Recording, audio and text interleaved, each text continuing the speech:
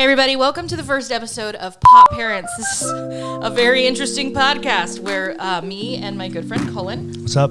We're both single parents, we're both cannabis users, and we are here to talk about the interesting conundrums of parenthood, of cannabis use as a parent, the stigma, the ins and outs, the reality, the legality, and whatever else happens. And also with us, our shared and much debated over best friend, Adam Cheney, who is going to be producing and kind of corralling this conversation because me and Cullen in a room with the camera, I feel like it would be really bad. So that's why Adam's here. Somebody has to hurt the cats. Yes, and with that, attempt. Good Attempt. luck. Yeah, I'm attempt. so happy that you're watching and listening to Pop Parents. This is our first episode, so bear with us as we figure out how exactly we're going to do this. But of course, since it's called Pop Parents, there will be what? Pot. Cannabis. Yeah, cannabis. We should say cannabis because that's the federally legal thing. Cannabis. It is cannabis. So, good time for a disclaimer. Everything that's used on this show is legal, perfectly legal. We're in the state of Texas. It's all perfectly legal in the state of Texas. So, guys, guy and girl, what are you smoking today over there? Well, we have some lovely things from a very great company that actually Cullen introduced me to. Some friends of ours. I've been using their products since Making double content. 2021. I'm jealous.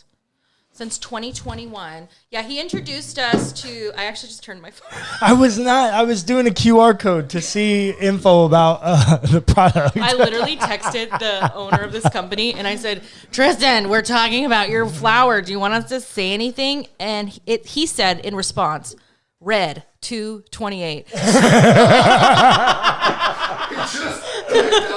No, it just says red. She's saying he left her on red. But they did say it's their favorite. This is Green Goblin. It's indoor grown, CBD hemp, which if you don't know how all of this works, we can get into that later, but we're throwing it in the grinder. We're mixing it up. So A couple more buds. Oh, yeah, I was just looking. I was scoping it out.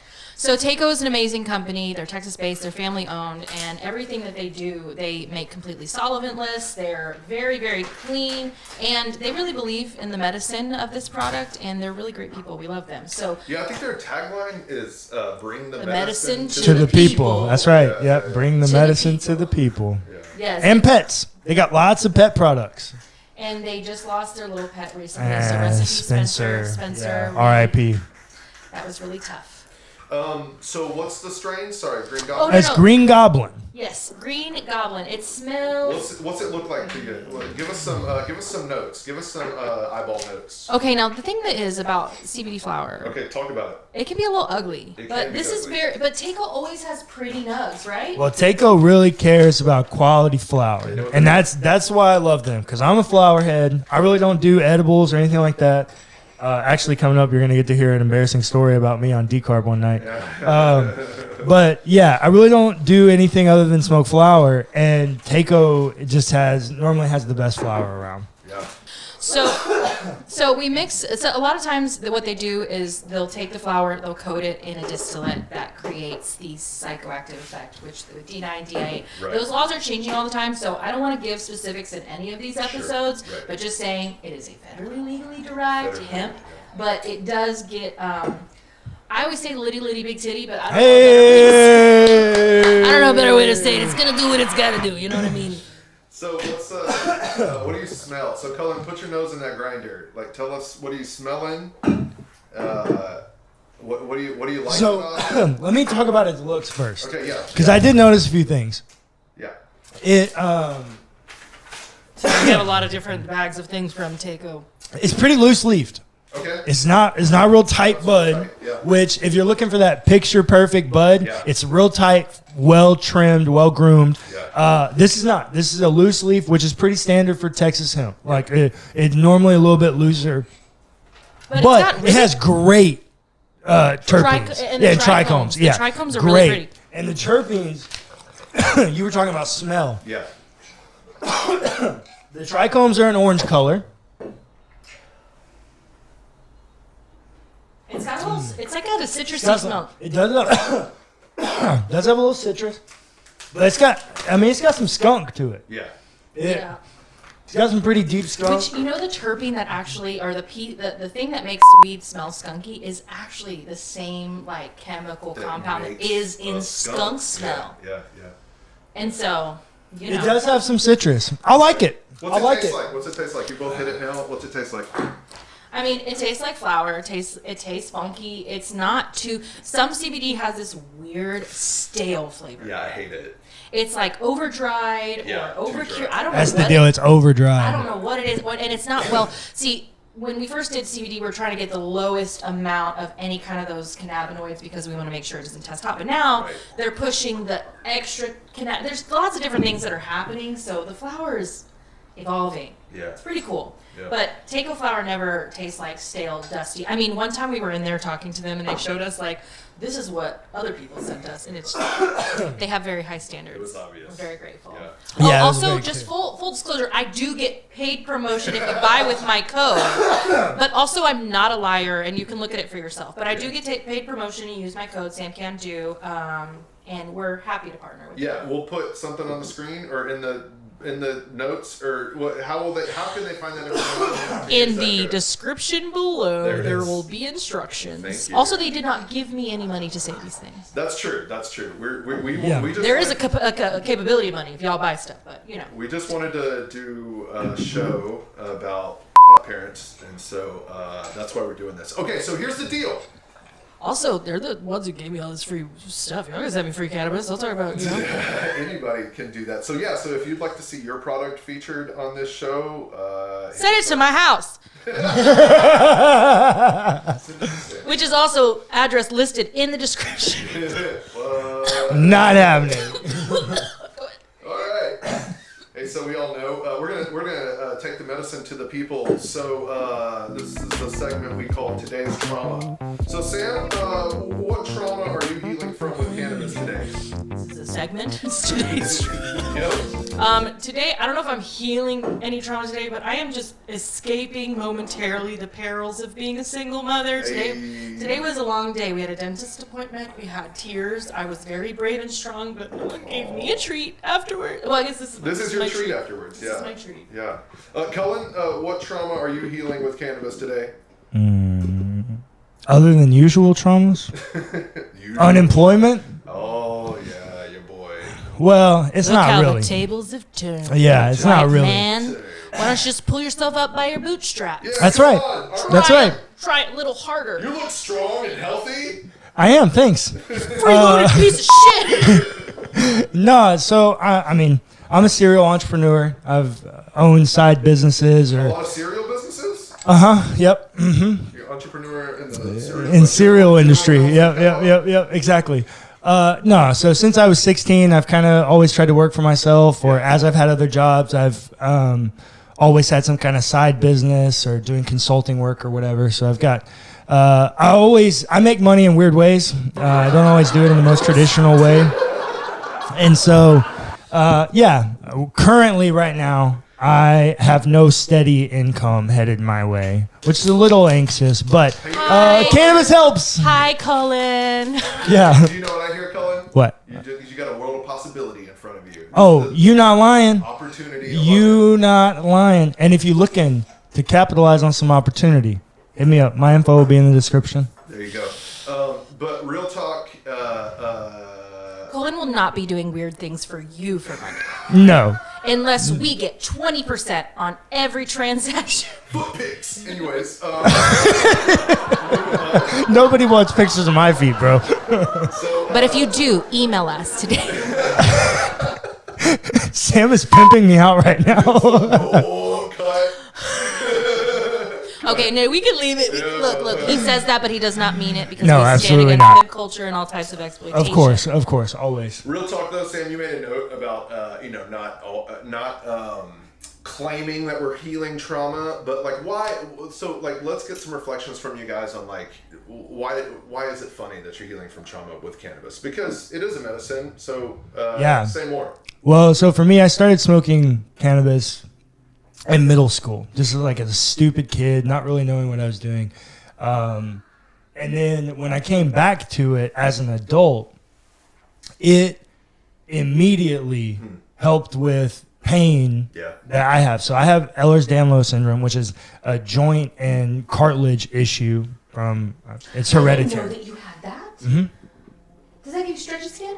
Not stretchy skin, but stretchy cartilage, and so they call it rubber band man syndrome. That's like and so yeah, like my joints will subluxate and borderline dislocate very easily and quite often. And so I've had multiple reconstructive surgeries to help some of those things. So yeah, like a really bad stone friend because you're saying this and I'm like, whoa, Cullen has overcome so much. So yeah, cannabis for me, huge pain relief. Yeah. Huge pain relief. Yeah. And especially for me, like if I lay down for too long, wake up back hurting, like cannabis huge for pain relief. Yeah. Sam, thoughts? Yeah, I would, coping with cannabis is Facts. Wait, is that taken? Coping with cannabis. Coping with cannabis? That's a good one. We call it. We can file that trademark. Coping with cannabis. When I realized how much I deal with chronic anxiety, I have PTSD. I've been diagnosed with ADHD and chronic anxiety, postpartum depression, survivor of multiple assaults, and single mother, cult survivor. And I also love long walks on the beach. Wow, what a resume. Also, I've been fat my whole life, which is like its own trauma. You can say anything, but it is literally the truth that existing as a fat person is traumatic every single day in this world. Not because of my body, but because of the way that people treat it. Oh, yeah. But so when I realized, like, especially because I have a daughter, like, smoking cannabis when I'm very overstimulated, just giving me an opportunity to come down and relax and tell my body, because I literally tell my body out loud, I say, hey body, we're safe. Nobody's here to hurt us anymore. Like, we're safe. But my body can't hear it, and my body's trying to protect me, and it makes me feel so like emotional because like my body is literally trying to protect itself. But then I smoke cannabis and it relaxes those things, and all of a sudden I have this capacity to listen. I have this capacity. I'm on the ADHD spectrum. I'm going to get evaluated for autism because the way that I interact with sensory things, like I get overwhelmed by extreme heat and extreme cold, like certain things like that. Anyway, the cannabis helps bring me to a base level to where I can not be as anxious. So I'm a regular user, and of course different amounts do different things, but cannabis has changed my life and my ability to just be a present person. Facts. Hashtag regular user. Hashtag regular user. Regular. But my laws like to call it addict. I'm just kidding. I should not have said that. That was... Maybe leave it. They're not going to watch this. Hey, so now we're going to move into the next segment we call In the News. All right, so I'm going to read a few news stories. In a world run by idiots. In a world where love men have broken the planet. Truth. So I'm going to read a few news stories to our two hosts and just get them to react, all cannabis related. And if there's cannabis news stories that you want to hear them react to, comment. No, I'm just saying. Below. Yeah. Okay. Let's take a break and review the product. You both look a lot happier. Oh, facts, mad facts. I feel enlightened. I feel deeply concerned, but also aloof about the reality of my own perception. Deeply concerned.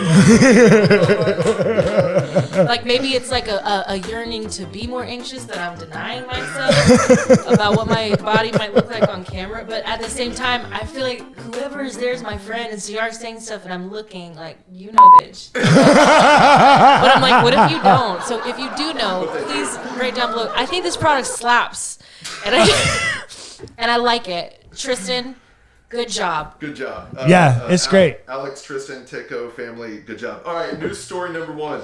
A committee of the Texas House of Representatives voted unanimously earlier this month on March 7th to approve the bill that would decriminalize low-level cannabis possession. This is Texas we're talking about, guys.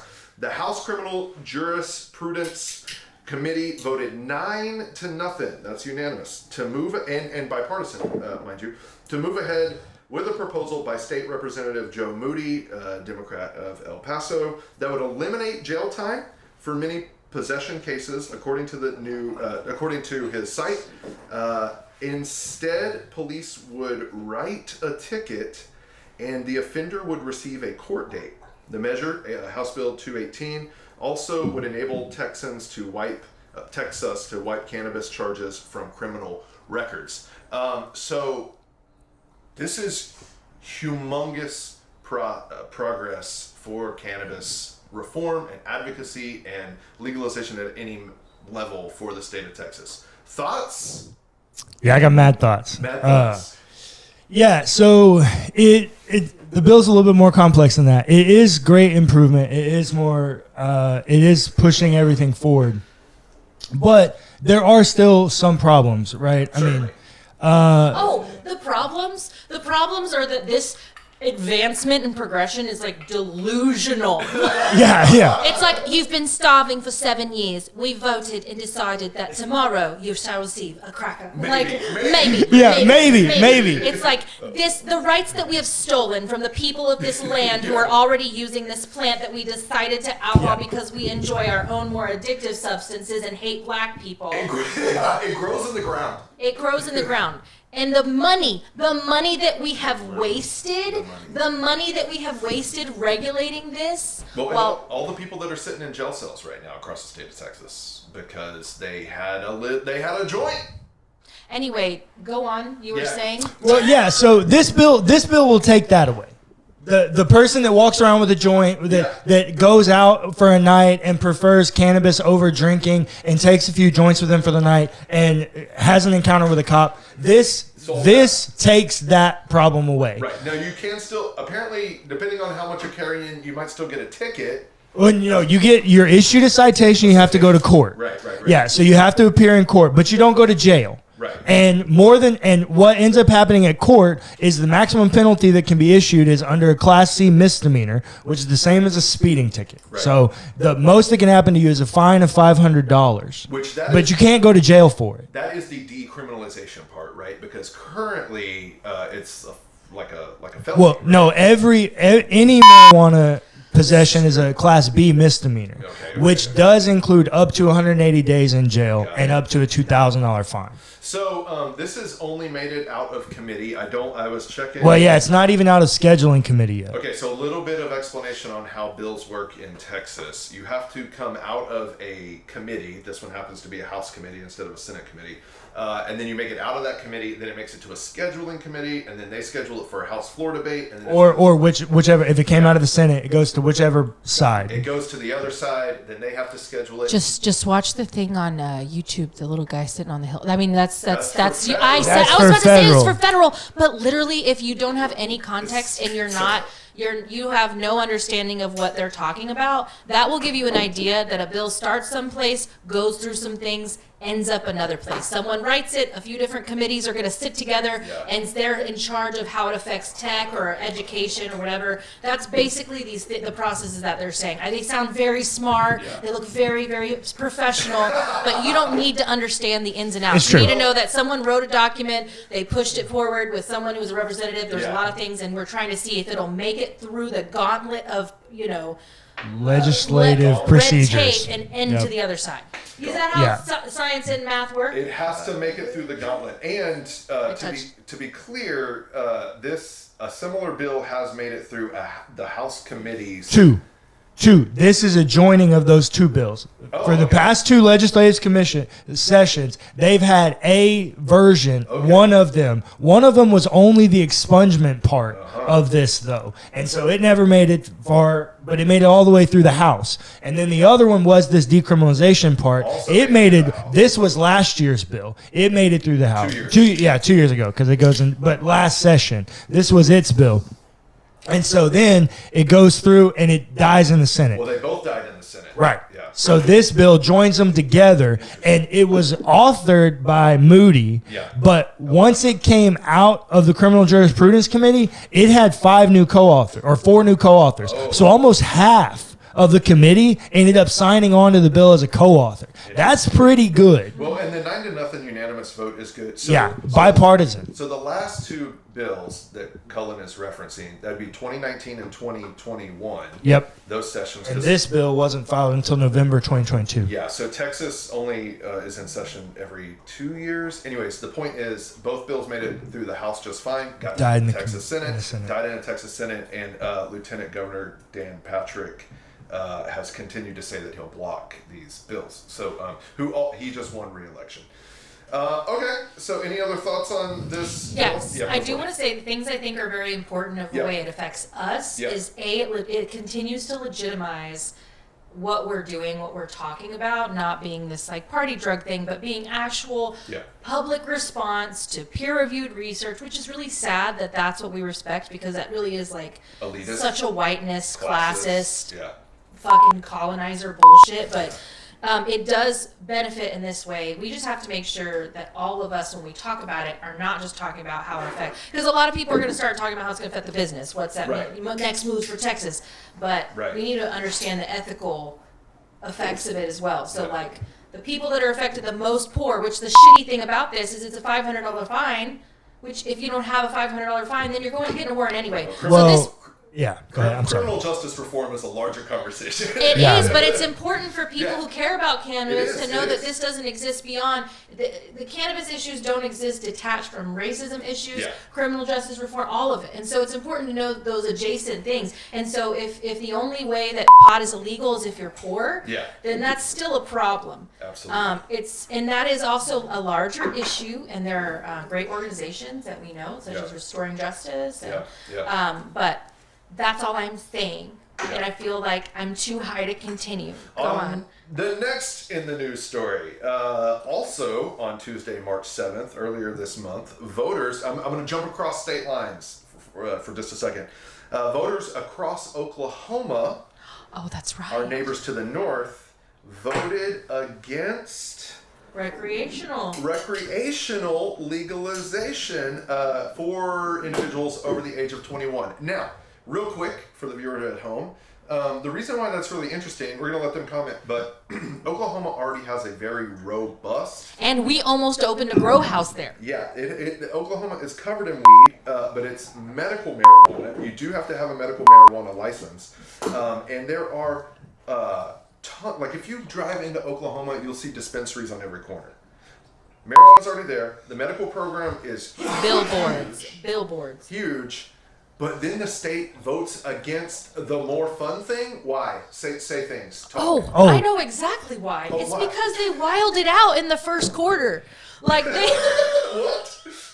They went out in the first quarter and just like took their I'm trying to it's a one goddamn day with a professional would be so nice. Is there a competent man in the world? My phone was silenced, my computer was not. Proceed. Anyway, at first I think I was trying to talk sports because the boys are in the room. But I'm just saying they opened up with no rules. Yeah, they did. They opened up with no rules. Well, we had to have a license. There was a licensing process. Yeah, but which was very minimal and like very easy to pass through, and it did not have large application fees, which are a huge weed. And many businesses took advantage with some very interesting things that we will not continue to talk more about. That seems incredibly interesting. But but if those people are watching, Nope. Moving on. My God, that was a Damon. Just fell upon him for a minute. No, what were you going to say? Anyway, I think that they just wiled it out, and the community didn't have time to adjust. Like, it wasn't this period of very few medical places with people benefit. It turned into this whole, like, ooh, Oklahoma is a weed town now. And I think that's what happened.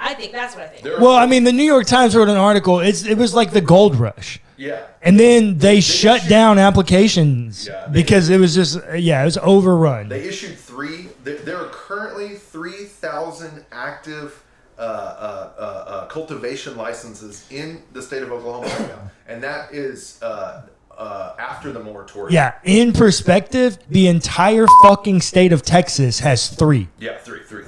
So why did they vote? So that's Cullen. Do you have a perspective on why the state of Oklahoma, which loves weed, voted against recreational weed? Yeah, it was the voter turnout. Oh, what do you mean? Well, if you read the report, This is so exciting.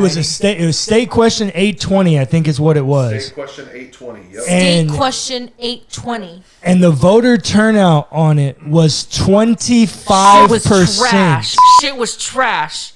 Look, and this is for real. This is for anybody. I don't know where you're gonna watch this from, but in America, Ooh. getting the bill to a vote is not winning. No, it's not. It's just getting it on the ballot. It's letting you play the damn game. Right.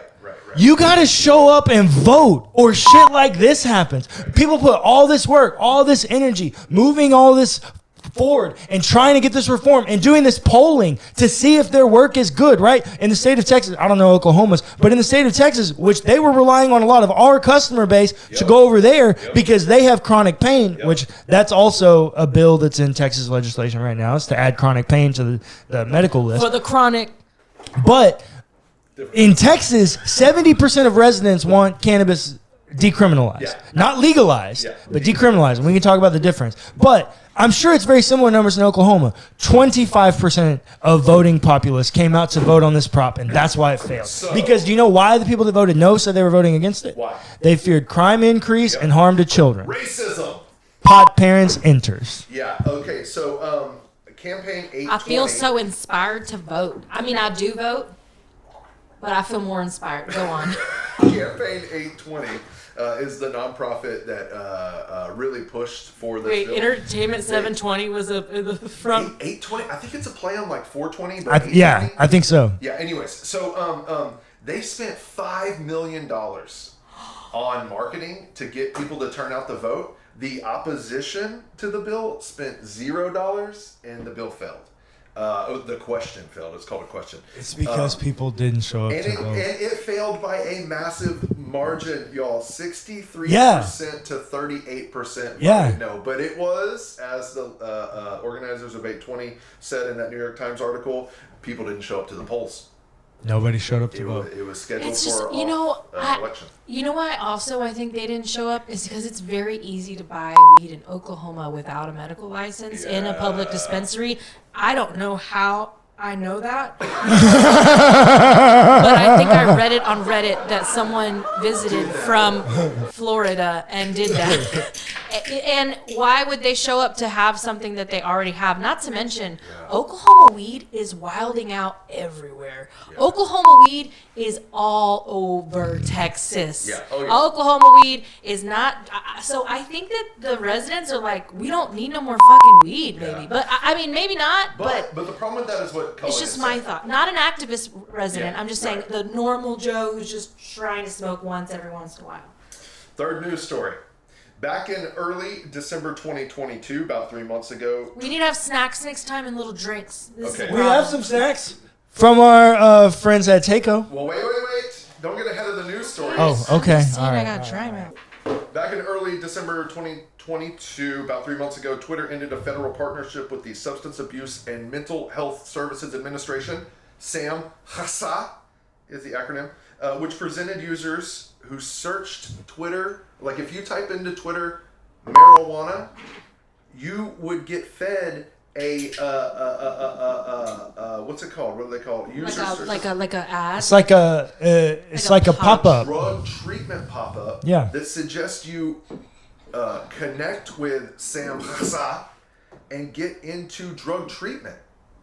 Now, apparently that disappeared in December of 2022, and not exactly sure why. Maybe it was because of Elon Musk's takeover. Maybe it was because it's stupid. But the article that we got this from also pointed out that if you searched alcohol or opioids, it did not give that. Or even cannabis. Yeah. Oh, yeah. It was just the word. It was 3 words that got you issued this: marijuana, cocaine, and heroin. Interesting. Those 3 would issue you this substance abuse warning. How many recreational drugs are you searching on Twitter? Yeah, right. Not even alcohol, and not gambling. Which I guess Sam Hassad wouldn't be. Also, Well, maybe they would be interested in gambling. When you search DILFs in my area, it also I don't come up.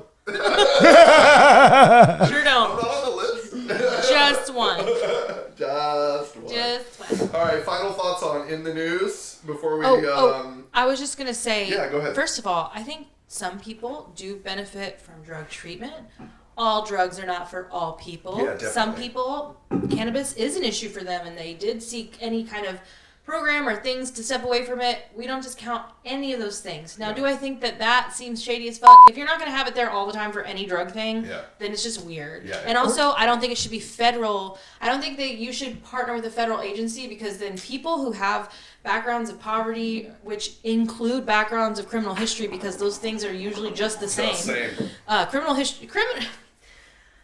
Crime is usually a response to surviving in this fucking world. So, not violent crime, you know what I'm talking about? Whatever. Yes. That being said, so I don't think that it's good to have a federal, because it's like you're going to put me on some record that I reached out for a drug program. What if I want to be a cop? So what if I anything? So it's just weird. That's all I have to say, and I feel like I don't want to talk about it anymore. Also, the marijuana is legal in half of the country. Yeah. It's like... Anyways. But put it there for alcohol, because alcohol is so much worse. What about Well, yeah, that's my point. Is have you ever why been would outside you? of a liquor store before it opens? Yeah. That has literally made me cry. People waiting in the car. Yeah. I think my concern with it is if you're going to associate 3 drugs together that need substance abuse, What were they again? marijuana, cocaine, and heroin, why the fuck are you putting marijuana with those? Yeah. Don't you think maybe like MDMA, Molly, like... Well, like opioids, yeah. I feel like MDMA is like, fuck, come for me, why? Like, opioids. Really, you're going for a goddamn plant. Yeah, right. Like, I guess, is heroin an opioid? It is, right? It's made from... I guess, yeah, it would be an opioid as well. Not Anyways, we're going to move on. We're going to move on to the next segment. Okay, yeah. And this segment is... What else are you guys enjoying today? Okay. Yeah, get the other takeout rest of the treats. snacks? You Where put them is- on the floor. Where are the CBD ones? Because we want to go, you know what I mean? Enjoy CBD. Well, we got, what is this one? Okay, We got you got those. Takeo sent some True Spectrum 60 milligram CBD and 10 milligram D9 gummies. Yeah, we can have So those. yeah, this seems great. I don't know. Should we talk about how edibles affect people differently than flour and stuff? Because Just a little. I don't know about y'all, but I don't really feel edibles that much. What? That's not me though. That's how Josh is, but I know, that's what I'm saying. Edibles affect people differently. So don't think if you're out here popping 100 milligram edibles that you can just roll up and smoke tons of flour. Also, all edibles are not full spectrum. Also, That's true. all edibles are not fully emulsified. So you True. might get a gummy that has literally 0 something in it and another one that has 100 something in it, because not all products are made the same. Quality is important. What do you think? I will say, Takeo does a solvent-free, very natural process. What's that taste like, Sam? You gonna taste that Zaza. Yeah. Let me tell you, wondering if it's in there. It's in there. Yep. But I love that taste. Though. You love that distillate taste? I kind of do. Okay. that rosiny taste. I do like it. It's not I do my like favorite. it sometimes. This is why I actually like that though. They have some fun treats. They have some chocolate bars, whatever. But there's a part of me that thinks drugs should be drugs and candy should be candy. Oh. Because the thing is sometimes I be getting munchies right afterwards, and that's literally what's happening right now. I'm only eating this because I have munchies. But and also too, like for kids, if you have kids, I prefer to keep stuff in the house that doesn't look like candy. But yeah, that's the thing. I'm not saying you can send me all your candy shaped stuff. I will put it in a different box. That is a good point, a good parenting point. How to store edibles. Edibles, yeah. Because there is a lot of there are stories out there, and there are a lot of manufacturers that are creating like they look like M&Ms or they look like Skittles or for the underground stuff. Or like even like chips and stuff like that. So it is important to dangerous. Oh my God, I love those. Well, those are They tear up your mouth. No, I think that's really real. Parents, think about what your edibles look like, where you keep them, but also when let's talk about the stigma. If you have any other gummy vitamin in your house, that would be harmful to eat more. Have you fiber gummies? I realized that I was keeping fiber gummies like in the cabinet in my daughter's bathroom. I was like, oh my gosh, that could give her that could make her terribly, terribly sick. Yeah, that's a great point. And so understand that it's when I think about how cannabis, like when I'm thinking about protecting my child and where I take my cannabis, the first thing in my head is like, this would be a really scary and unsettling experience. Yeah. That's what I don't want to happen. I'm not afraid that she's going to die. No, I'm not afraid she's going to, anything like that. And honestly, like I think of that, and that's a terrifying thought. I make sure everything's really high, that it's in a sealed container, that's child-proof. But we also do talk about it. People handle their cannabis in their house differently, but we talk about everything that's in the house. Yeah. Oh, absolutely. Yeah. We talk about everything. Yeah. My kids know to call it cannabis. You don't call it weed. You don't call it any kind of slang term. You call it by its plant name. Yeah. It is cannabis, and it helps daddy with pain. That's good. And it's only for adults. So what are your thoughts on the product itself? This full spectrum 6010. I've taken these multiple times. These are great. I had a really good hike in Memorial Park the other day. Oh, nice. Beautiful. Nice. Yeah, as far as edibles go, they're great. They're close to me. I always keep a pack of their gummies around. Nice. You were talking about keeping it in a sealed container. I actually have the Dogfish Head 120s. I keep several packs of them in my fridge.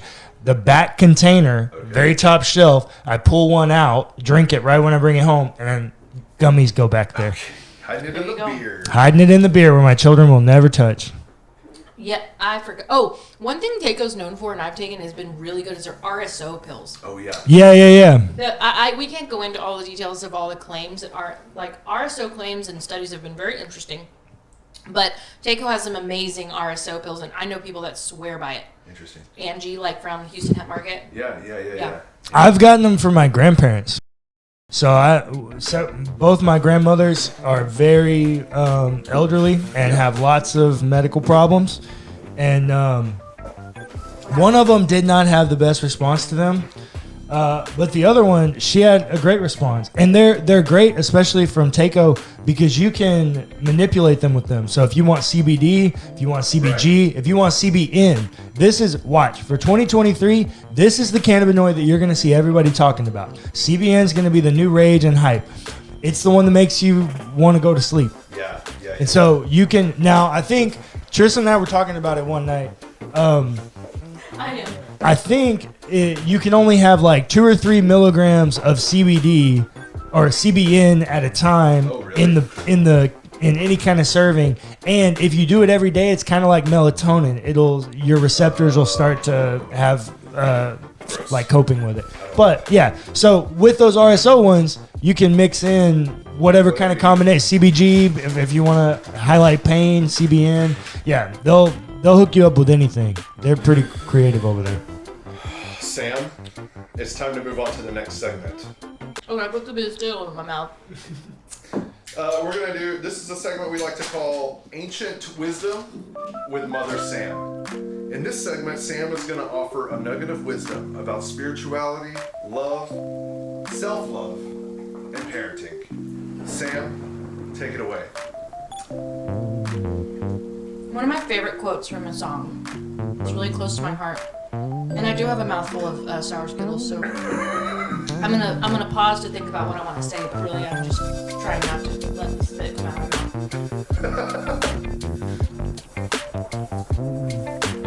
Man, when I was deep in the church, I'm not a Christian anymore. When I was deep in the church, and I forgot what my next point was, so I would just go. Make it holy. You make just the reverence. Just the reverence. I really do gotta swallow this shit. Okay, anyway. Rico Nasty said, "Don't worry about a bitch who's never been to your house." And that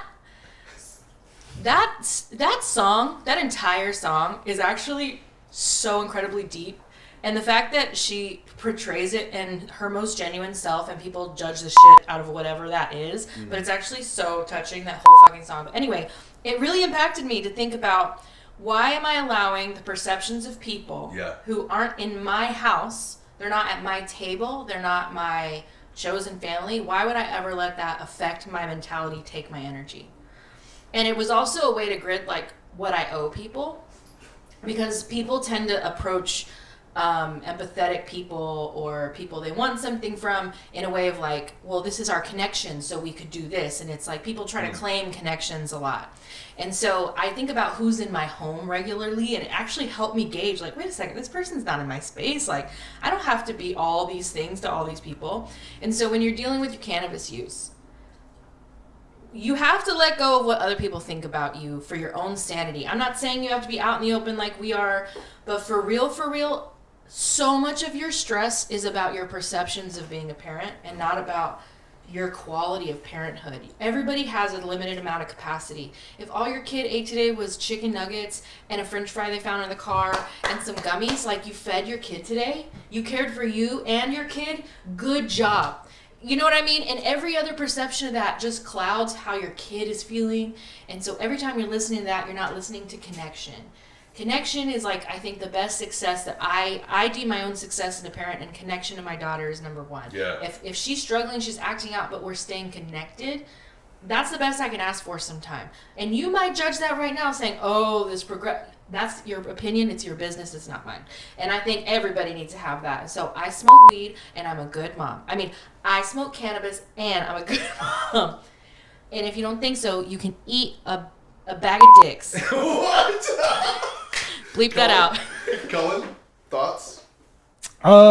Reflecting on ancient wisdom with Mother Sam. Yeah, I think Sam's ancient wisdom was, if you're gonna smoke cannabis, you can't worry about what people are gonna think about you. And I think, maybe unless your job and if you don't put yourself at risk, because if you don't have job security, hide that shit. Do what you have to do. Just don't do it because you're mentally worried about it. That's all I'm saying. Make your own choices too. I just breathe in my sweat. You did it again. Go. I think the truth is, that could be said for anything about life. Just if people are not at your table, who gives a fuck what they think about you? The parent shit's so hard though. The judgment. I guess, but this is why. You're a single dad who has their kids 50% of the time. Everyone treats you like they're the greatest parent on the planet, I bet. Well, no, because He's got his haters. Yeah, I definitely have my haters, for sure. I think for me, it's just I'm an asshole, and Amen. I just live life by a rule that I don't owe anybody anything except honesty. He's such an How Aries. much of my honesty you get depends on how much you're around me and at my table. Yeah. The rest of it is all you're gonna get from me is honesty. And so if I don't fuck with you, you're gonna know, and you're not gonna be around. And that's why I got my haters. But yeah, for me, it's just you can't let people be fucking with you. You got to do what's right for you, and don't be fucking with Cullen anyway. Live your life. Please. Gang. Okay. Chill. In this next segment, we like to call Confessions of a Pot Parent. Wait, wait, I love that. But can I get a little button that is caucasity overload for me? So that when the whiteness in the room is too uncomfortable, Yes, I can this just would go. be Thank you. We'll just make it on a button. Yeah, we got you. We got to get you a headphone extension so that you can hear the board. All right, the next segment we lovingly call Confessions of a Pot Parent. Our two beautiful hosts and hostess will be making a confession. Who would like to confess first? I'll go first. I know my story. Okay, go. It has nothing to do with my children, but it is an embarrassing story about cannabis. So this was shortly after my divorce. I was out of town at my brother's friend's house in San Antonio. I was in town for a concert. Shout out Midland. It was dope. No, it was fantastic. Great venue.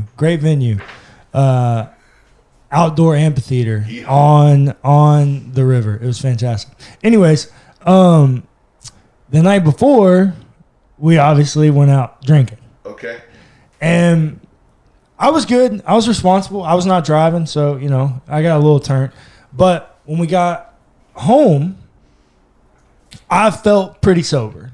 Like, I did not feel intoxicated anymore. And I was hungry. We just had Whataburger, and so we came home, and this girl that was there said, "Hey, I've got this decarb honey.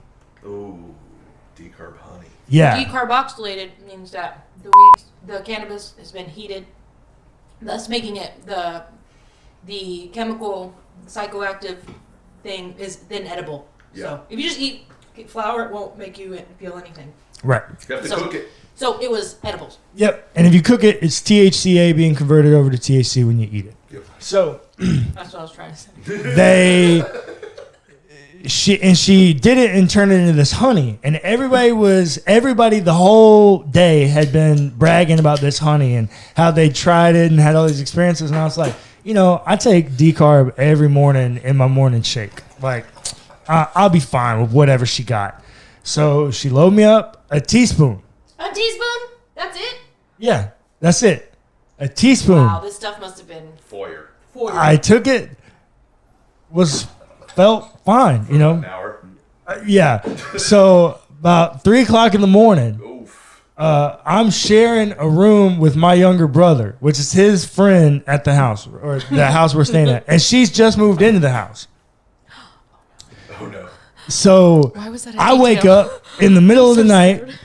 so disoriented that I confuse the closet of the bedroom that we're staying in for the bathroom. Oh.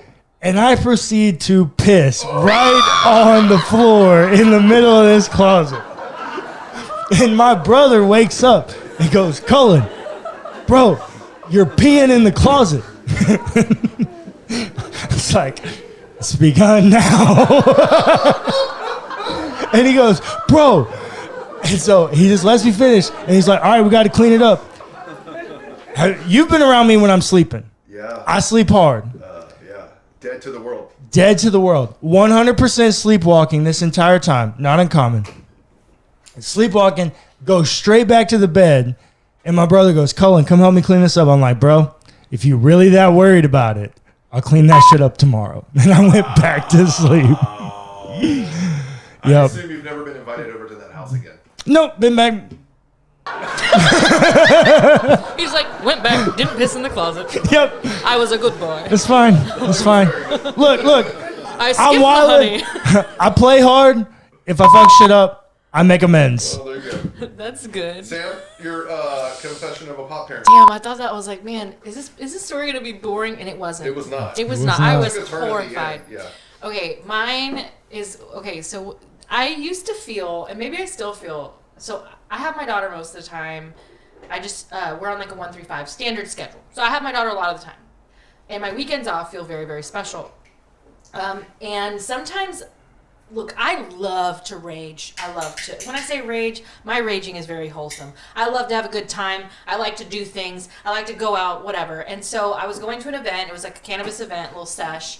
And I was very excited. And I was all dressed up. And I was super psyched with our mutual friend, Abby. And I don't know. I feel this pressure to like have an extra good time when I have those weekends. And so I'm at this thing and I see some people, which shout out Dab Professor. Dab Professor, you're great. I saw a friend who I know from like Instagram, like cannabis influencer BS, like, oh my God, hey dude, how's it going? And he was like, oh, it's great to meet you. Like it would be an honor to dab. He gave me a free nug. So I was feeling very much like I had to show up a certain way, and I don't know. I just was paranoid that wasn't recording, and it was. And so I go up to the table, and I see the amount of the batter that he got, and in my mind I'm like, okay, that's a lot. But I'm like, whatever. Like I've been hitting dabs here and there, like I'm fine. And then he puts it in the bowl, and I just like. I feel this is dumb, but I have a really hard time saying no to a dare because of my internalized misogyny and my need to show superiority or at least strength in groups of men because I'm feeling afraid for my life. So that maybe came up in me and I was like, nah, bitch, you better fucking smoke that and show them that you're tough. And so I smoked it and then he was like, oh, you haven't cleared the bowl. And then I was like, no, you haven't insulted me. And I fucking smoked the rest rest of it. And then immediately, when I'm stressed or when I'm having sensory stuff, my face sweats. It's like a thing. I don't know. And they've both seen this. It is very intense. I hate it. Anyway, so all of a sudden the guy's talking to me, Dad, Professor, and my face just covers sweat. And I was like, I gotta go. So I look at Abby, which, mind you, Abby is adorable. She's very sweet, and she's younger than me. And I think in some ways, like at this, like with this kind of stuff, you know, it was my thing. I brought her to, so she's kind of looking to me, and I'm just looking at her like, we need to leave. And she's like, oh shit, you're sweating so much. And I was like, I know, we need to leave. I said, no, we need to get chicken tenders. So then I go to the bar. I'm like, I heard you got chicken tenders. They're like, yeah. And I order it immediately. They're like, that'll be 15 minutes. I was like, that's not going to work. And I was like, so we immediately left because I am so high that the thing is I don't enjoy being too high. I don't try to get too high. The thing about drugs is like, with cannabis specifically, it doesn't take much to get really, really great. Yeah. You don't have to keep going up here. You can, but literally the plateau is like such a nice place and it lasts a good long while. And so to be up here, I get vertigo, I get really anxious. It's just not fun. So I'm not having a good time. And I'm like, I'm getting nauseous and I can tell I'm going to throw up because I don't have any food in my stomach. So I'm like, we got to go. And we get in the car. I mean, just sweating. All these people are trying to talk to me because I looked really cute. And I have all my makeup on and whatever. And they're like, oh my God, I gotta leave. And so I give Abby the keys to my Cadillac and I'm like, drive. And I'm wearing this like very tight tube top to keep everything like secure. And I was like, I gotta take it off because it was too tight. It was making me more nauseous. And I'm neurodivergent, I have sensory stuff. So I took off my clothes, my top, and I'm just there like my titties out and just so high. And I was like, Abby, you gotta pull over. And I just wanted to be home so bad and not throw up, but I couldn't make it. So I was like, you gotta pull over. So she's like, girl, we're in a very busy area and you don't have your shirt on. I was like, I'm gonna hurl. And I don't want to hurl in the Cadillac. So she pulls over in front of this very busy gas station. I swing the door open. I'm vomiting on the door as the door's opening. Oh just titties out, leaned over the highway, just puking. And then my glasses fall off, and I'm puking in the lenses as they fall on the ground. And then afterwards, I'm like, I feel so much better. And I just sat there, and I didn't say anything. Abby was like, do you have baby wipes in here? I was like, yeah, in the back seat. She just cleaned it all up, which, mind you, we've taken care of Abby once or twice. So she was like, girl, I owe this to the universe. She's like, I'm here. This is what I've been feeling like I needed this. Like, this is leveling me out. I was like, yeah. And so she cleaned up all my puke, and I'm like, I need something soft. I need a Twizzler, and I need a slushy, please. And so I just sat there kind of holding my clothes on top of my body while Abby got me snacks. And then I was like, man, if the people knew, like, Canna influencer. No. I was like, what the hell? I was like, no, I'm the littlest baby. So, yeah, don't do that. Chill on those dabs. Wow. Chill on those dabs. Well, when I created the segment of, confessing, I didn't think we would go that hard that quick. Thank you very much for your stories. We're shit trash people. Yeah, amen. Shit trash people. Look at all the Skittles there. Okay. So we also have... he regretted that after he said it out loud. We also have a segment that we want to do Q&A. And so we want to have questions come to Sam and Cullen about parenting as cannabis consumers. And so if you have questions you want them to answer about parenting and cannabis, put it in the comments below. Hit us up on Instagram. We're going to start the segment with Sam put something out on Instagram right before we started recording. Did you get any responses? Okay, so what's the best question you got asked, or perhaps the most controversial? Maybe. I love this. How do you teach your kids about cannabis without fear that they'll become curious at a too young of an age? Oh, good question. Yeah. And this is from someone I know who is not a user of cannabis. Okay. I've come up to a Skittles situation again. So, Colin, I'd love to hear what you have to say. I handle it just like alcohol. So in the same way that I have alcohol around my house, I have cannabis around my house. In the same way that I occasionally drink in front of my children, in the same way I occasionally use cannabis in front of my children. I think it's all about exposure and normalization. Like if we make it this heinous thing, it's going to be this heinous thing, and it's going to be this curious thing. When I was a kid, that's how it was handled, all of it. And by the time I was a freshman in high school, I was headed down a really, really dangerous path. I think if we normalize it and we make it just a part of everyday life, my kids couldn't be any less interested in it. Yeah. And they just know you don't touch it. In the same way that we have the alcohol in the alcohol area, we have the area where dad has all his cannabis stuff, and those are two things we don't touch. And it's really not a problem. I think they are going to be curious about it.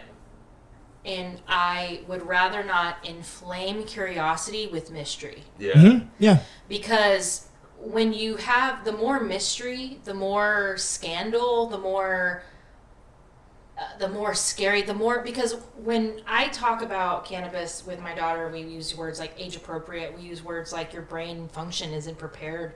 Your brain isn't finished developing.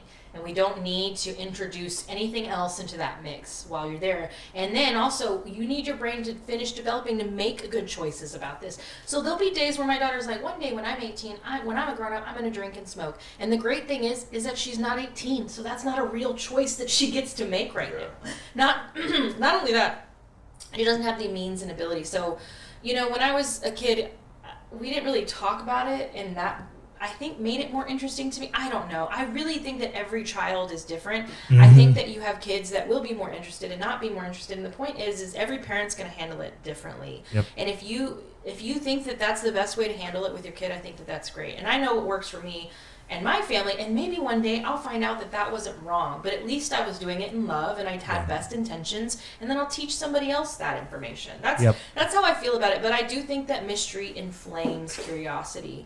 And that more information, and the more that she knows that it's like a mom thing doesn't sound as a cool thing. Yeah. You know what I mean? Like, Dad's Bud Light wasn't cool. You know what I mean? Yeah, facts. That's a great point. It becomes like Marble Hundreds, how we rolled our eyes. I hope she rolls her eyes at it and it becomes an option one day for her when she's an adult in a safe way. But I think about that a lot, and I'm like, oh, shoot, is this like how she's going to look up to me? And, maybe she will. But all the people I love drank, and I don't drink. So I don't know what that says. Alcohol's far more addictive. Yeah, and I've seen what it does. It's because so many people I love drank that I don't drink. Yeah. Right. Maybe I'm just going to be a bitch and my daughter's like, I don't do drugs because my mom was so mean. She was so insufferably lame. Like mainlining heroin. I rebuke that in the name of myself. Thanks for watching this episode of Hot Parents. We plan to do this once a month. So like, subscribe, share, tell your friends, submit questions, or if you have products you want our host to try, hit them up. Final thoughts from you two? If you made it this far in the video, put an emoji of a little leaf, the little leaves. Any leaves down the thing, we'll know that you actually watched our entire video. Oh.